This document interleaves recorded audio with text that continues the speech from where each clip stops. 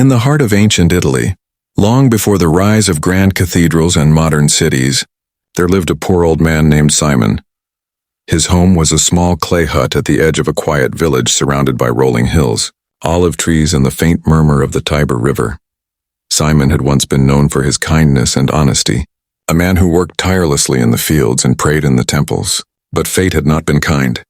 His wife had passed away during a harsh winter, leaving him to raise his only daughter alone.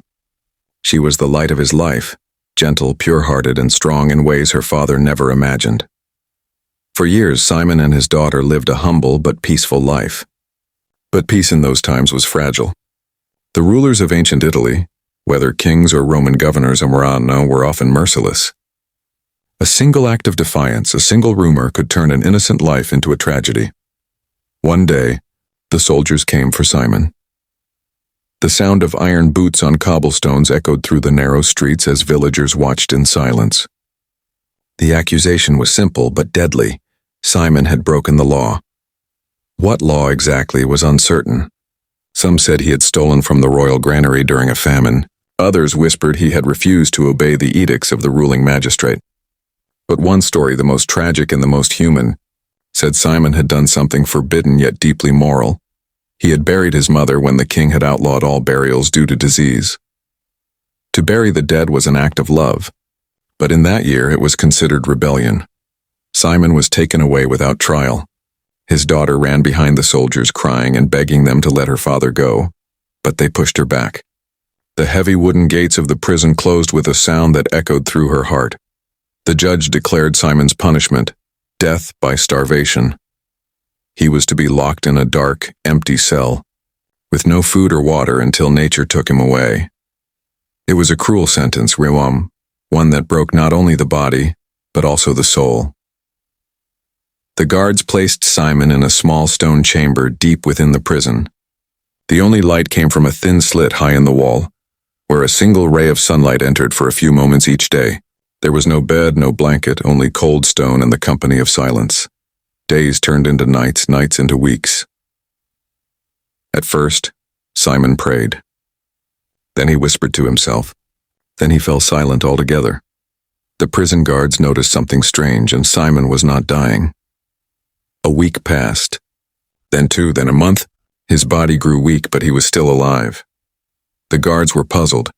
They gave him nothing. The punishment was strictly enforced. Even water was forbidden. Yet somehow Simon still breathed, still sat up, still spoke in a soft, cracked voice when his daughter visited. Simon's daughter was the only visitor allowed inside his cell. She begged the warden every day to see her father. Out of pity, they granted her short visits. Before each visit, the guards searched her thoroughly, ensuring she carried no food, no bread, not even a sip of water. She came every few days, her eyes swollen from crying, her face pale from worry. Each time, she found her father weaker, thinner, yet still alive. She would hold his hands, whispering words of comfort. "Father, hold on. I will not let you go." And Simon would look at her with hollow eyes and say, "My child, I live only to see you again." But there was something the guards could not see, something that defied law, reason, and even nature itself. Weeks turned into months. By the 4th month, the prison staff were in disbelief. How could a man survive this long without nourishment? One night, the chief warden gathered his guards. "There is only one explanation," he said. "The daughter is feeding him. We will watch them secretly tomorrow." The next morning, Simon's daughter came again. She entered the cell quietly, carrying no bag, no hidden food. The guards watched from behind the bars, unseen, holding their breath. She approached her father, who sat weakly against the wall. She knelt beside him, held his head in her arms, and, to the guards' astonishment, nursed him. She was a new mother herself, and the milk that was meant for her own infant was keeping her father alive. The guards were speechless. It was a sight that mixed shock, awe, and reverence. Never before had they witnessed such a thing. A daughter giving her father life through the very essence of her own body. One of the guards, trembling, whispered, "This is not sin. This is love." But they had to report it. The warden went straight to the magistrate and told him everything. The news spread quickly through the town. of a daughter whose devotion had broken the law of punishment, of a love that had conquered death itself. The magistrate was both furious and curious. He ordered that Simon and his daughter be brought before the court the next morning. The hall of judgment was filled with citizens, priests, and soldiers. Simon was carried in, frail but alive. His daughter followed, head bowed, trembling but proud. When asked to explain herself, she simply said, "My father was dying. I gave him life as he once gave me. If this is a crime, then I am guilty of love." The crowd was silent. Even the hardest faces among the soldiers softened.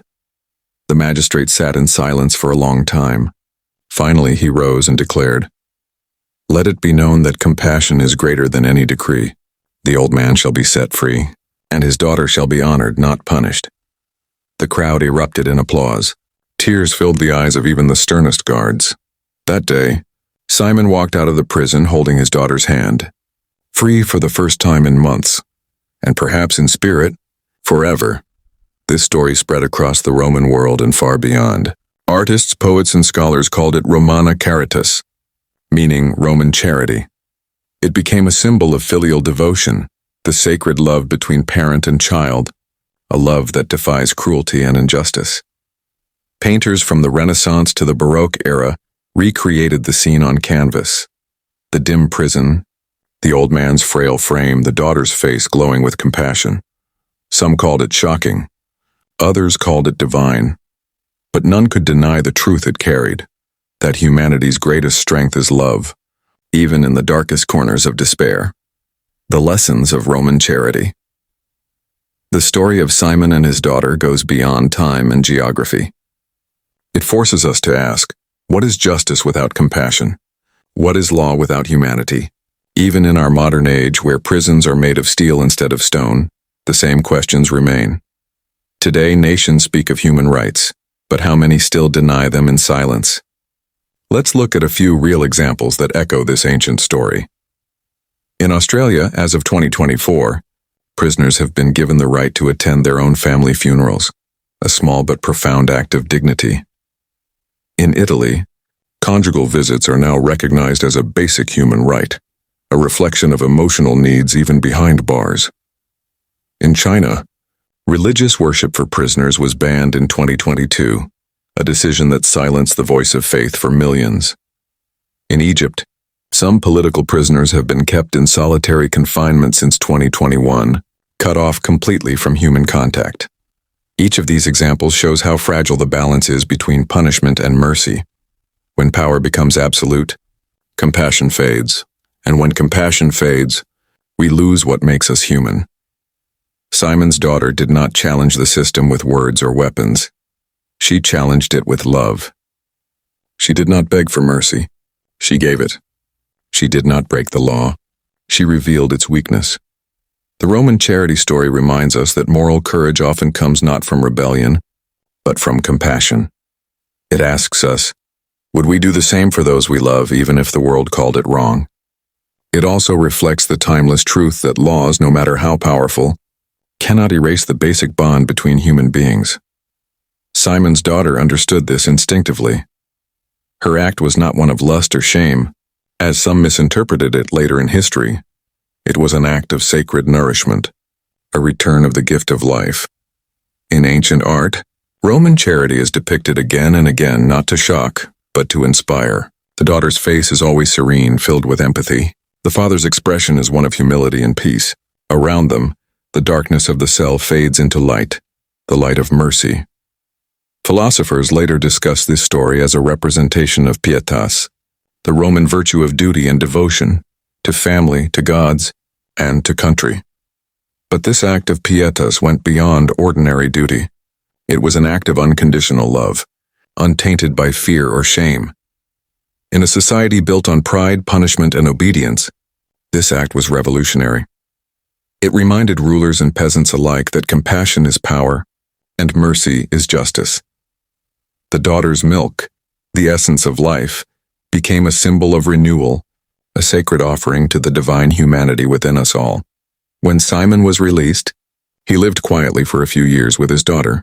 They left the city and returned to the countryside, where the air was clean and the olive trees whispered with peace. Simon often sat outside their small home at sunset, looking at the hills and saying, "I was fed by love, and that is food enough for a lifetime." His daughter would smile, sometimes holding her own child in her arms, knowing she had done something few could ever understand, something the world would remember for centuries. The villagers who once whispered about their tragedy now spoke their names with respect. Travelers came from faraway lands to hear their story, and with time, Roman charity became a symbol of selfless love in all corners of Europe. Thousands of years have passed, and yet the image remains: a dim prison, a dying man, a daughter who chooses compassion over fear. Art museums still hold paintings of this story, each brushstroke whispering the same message: love conquers even the cruelest walls. Roman charity is not just a legend, it is a mirror. It reflects what humanity can become when laws fail, when systems forget mercy, when the world loses its heart. Simon and his daughter remind us that love, in its purest, most selfless form, can defy kings, laws, and death itself.